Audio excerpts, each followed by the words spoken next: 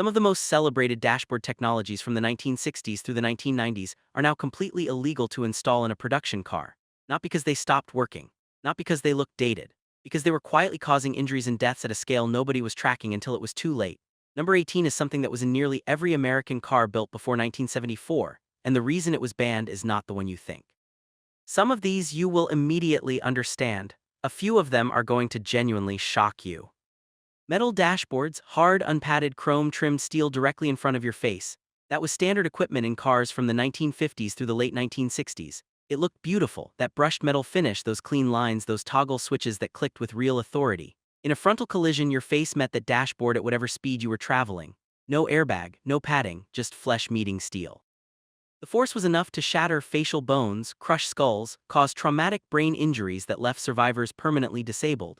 Federal Motor Vehicle Safety Standard 201 was introduced in 1968 and required energy-absorbing materials on all interior surfaces. Dashboards had to be padded. Sharp edges had to be eliminated. Impact zones had to give under pressure.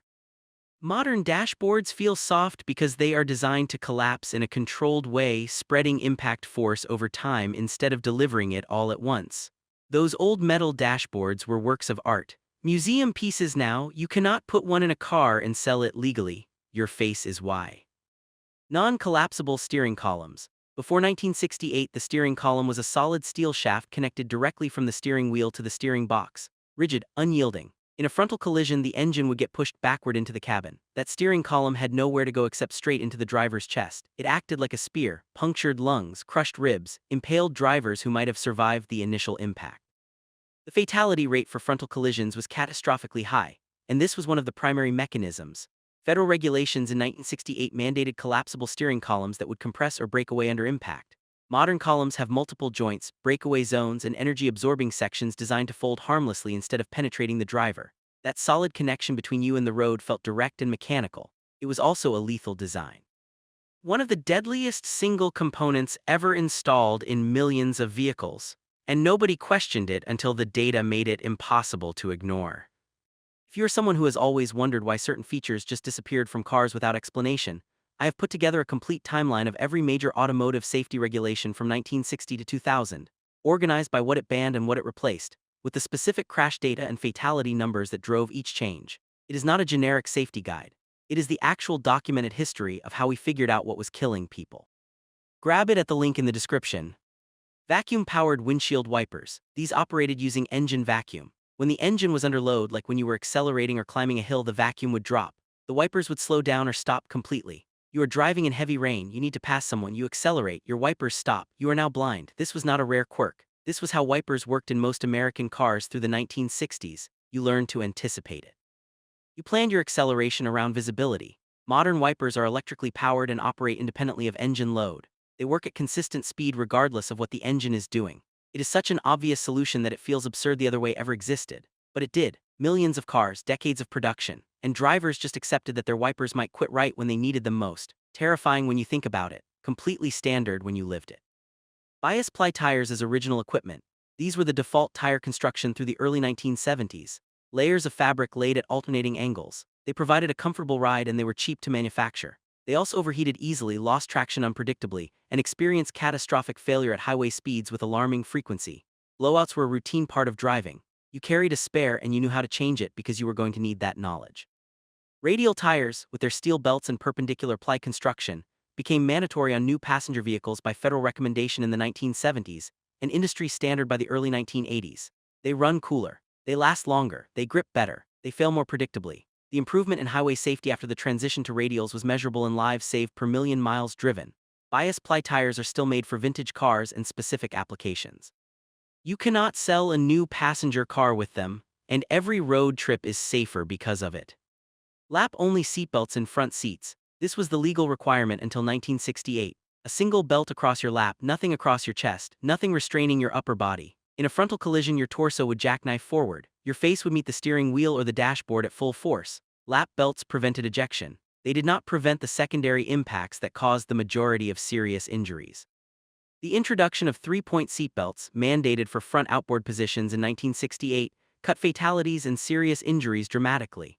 That diagonal shoulder strap keeps your upper body restrained. It distributes force across your chest and pelvis instead of concentrating it on soft abdominal organs. Lap-only belts are still legal in center rear seats in some vehicles, which is a whole other problem. But in front seats where the driver and front passenger sit, the 3-point belt is the minimum. Those old lap belts felt like enough. They were not even close. Rear-facing third-row jump seats with no restraints. Station wagons and early SUVs had these, a folding bench in the rear cargo area facing backward. Kids loved them. You sat facing the car behind you, you made faces, you waved, you had your own little space. In a rear-end collision, those kids took the full impact with nothing but a thin piece of metal behind them. No headrest, no belt, no crumble zone, just a child and a sheet of steel. Modern third-row seats are required to have the same safety equipment as any other seating position. 3-point belts, headrests, side impact protection, energy-absorbing structures. Those jump seats are illegal now in new vehicles, and if you remember riding in one, you remember it fondly. You also survived by luck. Exposed door latches and window cranks. The interior door panels in older cars had protruding metal handles, window cranks that stuck out several inches, and lock knobs that were solid steel cylinders. In a side impact, your body would be thrown against the door. Those protrusions would puncture, lacerate, and fracture whatever they contacted. Ribs, hips, heads, the injuries were specific and predictable. Federal standards now require recessed handles, flush-mounted controls, and padded surfaces on all interior door components. Modern door panels are smooth. Every control is designed to minimize injury during side impacts. Those old cranks had real mechanical authority. You could feel the gears engage. They were also impact weapons installed at torso height. One more thing nobody thought about until the injury data made it unavoidable. No side impact protection in doors. Older car doors were thin stamped steel with a window mechanism inside and nothing else. In a side collision, the door would fold inward and the intruding vehicle would make direct contact with the occupant. There was no structure between you and the other car, just a few millimeters of sheet metal. Federal side impact standards introduced in the 1990s required reinforcement beams in every door, along with side airbags and specific energy absorption characteristics. Modern car doors weigh significantly more. They are thicker. They have internal structures designed to distribute impact force. That is why closing a modern car door feels more substantial. It is not just better materials. It is an entirely different engineering philosophy. And those old doors were never going to protect you. They were there to keep the weather out. That was the extent of the design brief. Non-laminated windshields. Early windshields were just glass. When they shattered, they produced large sharp fragments that would cut through anything they contacted. Facial lacerations, severed arteries, decapitations in extreme cases. Laminated safety glass, with a plastic interlayer that holds the glass together even when shattered, became mandatory in 1936 for windshields, but side and rear windows remain non-laminated for decades. Modern standards require laminated glass in windshields and increasingly in side windows. When it breaks, it stays in one piece. The injuries prevented are significant and specific, but those old windshields were cheaper to produce and easier to replace. Cost won until the injury data became undeniable. Another case of economics versus safety where safety eventually had to take the victory. Eventually. Gas tanks mounted in the rear crumple zone. The Ford Pinto is the famous example, but this was common practice across manufacturers. The fuel tank was placed directly behind the rear axle with minimal protection. In a rear-end collision, the tank would rupture. Fuel would spray into the cabin or ignite on contact with hot exhaust components. People burned to death in crashes they should have survived. Federal standards now require fuel tanks to be mounted ahead of the rear axle or protected by structural members, with rollover valves and impact-resistant construction. Crash tests specifically measure fuel system integrity. Modern cars can take a severe rear impact without fuel spillage. Those old placements saved a few inches of trunk space. They cost lives in a way that was entirely predictable and completely preventable, and manufacturers fought the regulation for years. Dashboards with protruding control knobs, radio knobs, heater controls, vent levers, all of them sticking out from the dashboard like little battering rams. Your knee would hit them getting in. Your hand would catch them reaching for something. In a collision, they became penetration hazards. Broken kneecaps, punctured thighs, abdominal injuries from contact with a piece of plastic that was never designed to take impact force. Modern controls are recessed, flush-mounted, or located on steering wheel stalks and touchscreens. The entire dashboard surface is designed to be as smooth as possible. Those old knobs had satisfying mechanical feedback, real clicks, real resistance. They were also injury multipliers in crashes that should have been survivable. One more example of form-following function until someone measured the consequences. No headrests. Front seats in cars built before 1969 had no headrests, just a seat back that ended at shoulder level. In a rear-end collision, your head would snap backward. The term whiplash became common vocabulary because the injury was so widespread. cervical fractures, spinal cord damage, chronic neck pain that lasted for years. Federal regulations mandated head restraints in front outboard seating positions starting in 1969. Modern headrests are height adjustable and positioned to prevent hyperextension of the neck. The improvement in rear impact injury rates was immediate and measurable. Those old seats looked cleaner, simpler lines, better visibility to the rear, and they left your neck completely unsupported in the exact moment it needed support most. You can still see old cars driving around without headrests. Every one of them is a rear-end collision away from a severe injury that modern design prevents automatically. Steel decorative trim around the interior, chrome strips along the dashboard, metal bezels around the instruments, stainless steel door sills, all of it hard, sharp, and positioned exactly where your body would contact it during a crash. The injuries were predictable: lacerations, impact fractures, penetrating trauma. Federal standards required energy-absorbing materials and eliminated exposed metal edges from the passenger compartment. Modern interiors use plastic, vinyl, foam, back trim, and recessed mounting. It looks less substantial. It feels cheaper if you're used to the old style, and it prevents a specific category of injury that used to be routine. Those metal-trimmed interiors were gorgeous. Real materials, real craftsmanship, also real hazards in a crash, both things true at the same time, and safety had to win. No collapsible brake and accelerator pedals. The pedals were mounted rigidly to the firewall. In a frontal collision, the firewall would deform and the pedals would stay exactly where they were or get pushed backward into the footwell. Your feet and ankles would be crushed between the pedal and the floor. Broken bones, severed tendons, injuries that left people unable to walk normally even after everything else healed. Modern pedals are designed to break away or fold down under impact. The mechanism releases them so they move out of the way instead of trapping your feet.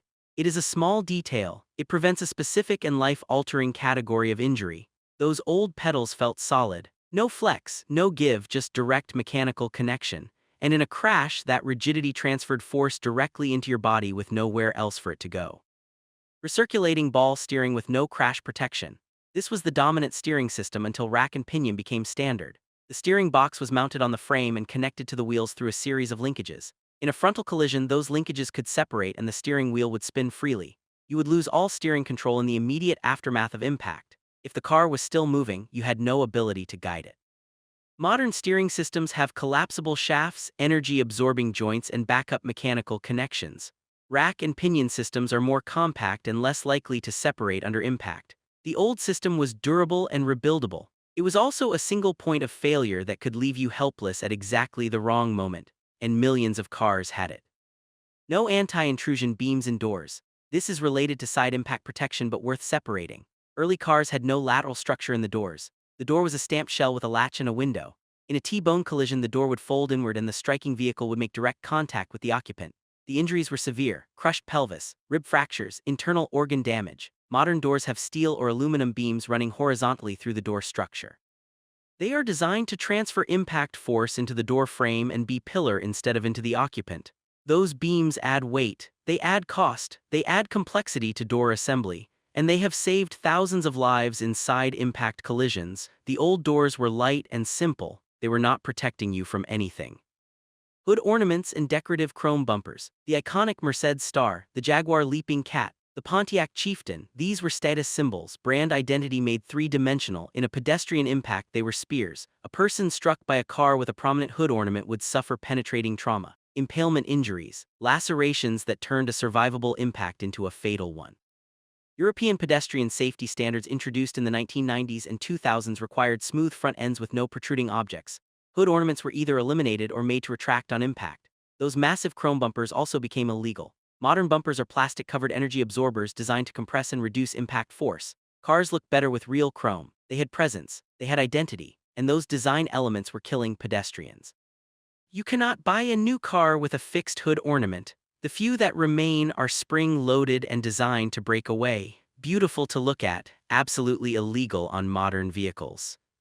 No crumple zones. Cars built before the mid-1960s were designed to be rigid. A strong frame was considered safer. The idea was that the structure would not deform and the occupants would be protected by the strength of the metal around them. That is exactly backward. In a collision, all of that energy has to go somewhere. If the car does not crumple, the occupants absorb the force. Modern cars are designed with crumple zones at the front and rear. These areas deform in a controlled way, absorbing energy and slowing the deceleration rate. The passenger compartment is rigid. The ends are sacrificial. This is why modern cars look totaled in crashes that people walk away from. The car did its job, it destroyed itself to protect you. Old cars would have less visible damage and far more severe injuries. The frame stayed intact. The people inside did not. Vacuum-assisted brakes with no backup. Power brakes in older cars used engine vacuum to amplify pedal pressure. If the engine stalled, you lost power assist. The brakes would still work, but you would need significantly more pedal force. In a panic situation, drivers would not press hard enough and the car would not stop in time. Modern brake systems have dual circuits and fail-safe mechanisms. If one system fails, the other continues to function. Anti-lock braking systems prevent wheel lockup and maintain steering control. The old vacuum systems were simple and effective when everything worked. When something failed, you were coasting with minimal braking force and no warning that anything was wrong until you needed to stop and could not. No safety glass in side windows.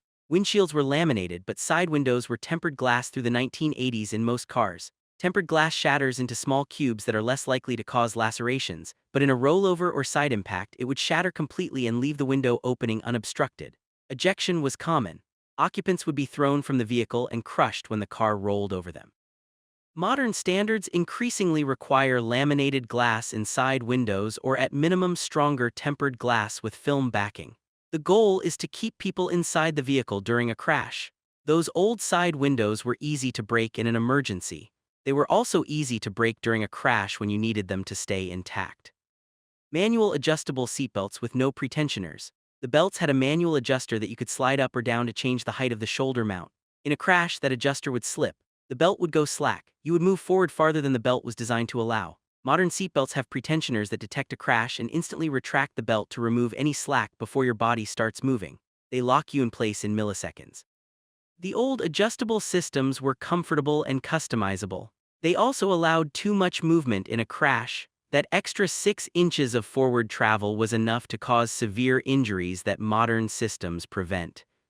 Smooth steering wheels with no crush zones. The steering wheel was a solid ring with a few spokes and a hard center hub. When your chest hit it in a crash, the wheel did not give. It transferred the full force of impact into your sternum and ribs. Modern steering wheels have collapsible hubs, padded surfaces, and airbag integration. The entire assembly is designed to absorb energy and distribute force. Those old wheels look elegant. Thin rim, chrome spokes, wood grain finish. And in a frontal collision, they acted like a blunt impact weapon aimed at your chest. One more component that looked beautiful and felt substantial and was quietly causing preventable injuries in every serious crash. No impact absorbing bumpers. Bumpers before the 1970s were decorative. Chrome-plated steel bars that looked good and did almost nothing in a collision. A 5-mile-per-hour impact would cause significant damage to the car body and provide no meaningful protection to occupants. Federal standards in the 1970s required bumpers to absorb impacts up to 5 miles per hour without damage to safety systems. Modern bumpers are thick plastic covers over foam and metal energy absorbers. They look integrated with the body. They compress in minor impacts and prevent damage. They are ugly compared to chrome. They are also functional. Those old chrome bumpers were beautiful design elements. They were not safety equipment. And the regulation that required real impact protection gave us the massive rubber bumper era of the late 1970s, which everyone hated but which actually worked. Every one of these regulations was written in blood. Years of preventable deaths and injuries. People who did not make it so that the rest of us would. Engineering decisions made when safety was secondary to cost or style or just the way things had always been done. Next time you are in a modern car and you notice how the dashboard gives when you press it, or how heavy the doors are, or how smooth the interior surfaces are, remember what it replaced. Remember that someone had to measure the injuries, document the deaths, and fight for the changes that now feel obvious. Drop a comment telling me which of these shocked you most. And next time I am going deep on features that manufacturers quietly removed in the last 10 years that nobody noticed were gone. Some of them you use every day, or used to.